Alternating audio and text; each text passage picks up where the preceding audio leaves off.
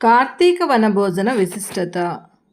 కార్తీక వనభోజనాలు అనేవి కార్తీక మాస విధుల్లో చాలా ముఖ్యమైనవి. కార్తీక మాసంలో పెద్ద ఉసిరికాయలతో నిండి ఉన్న ఉసిరి చెట్టు కింద సాలగ్రామమును పూజించి విష్ణుమూర్తిని ధ్యానించి ఉసిరి చెట్టు నీడన వనభోజనాలు స్నేహితులు బంధువులతో కలిసి చేయవలెను.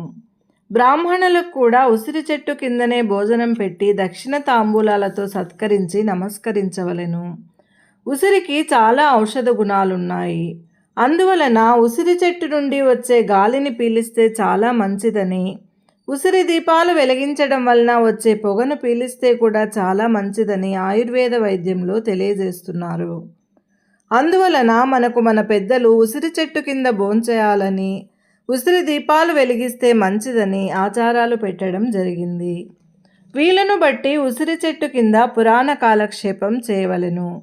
ఈ విధంగా చేసిన వారికి శుభ ఫలితాలు కలుగుతాయని, దీర్ఘాయుష్షు కలుగుతుందని పురాణాలు తెలియజేస్తున్నాయి.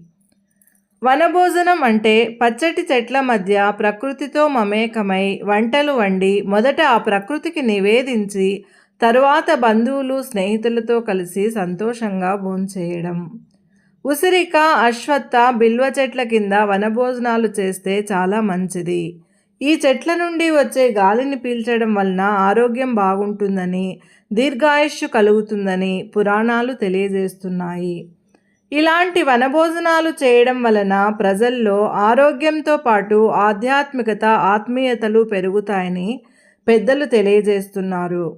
ఉసిరి తోటలో పేదలకు, బ్రాహ్మణులకు వనభోజనాలు పెట్టిన వారికి అశ్వమేధ యాగం ఫలం కలుగుతుందని పురాణాలు తెలియజేస్తున్నాయి. సర్వే జనా సుఖినో భవంతు.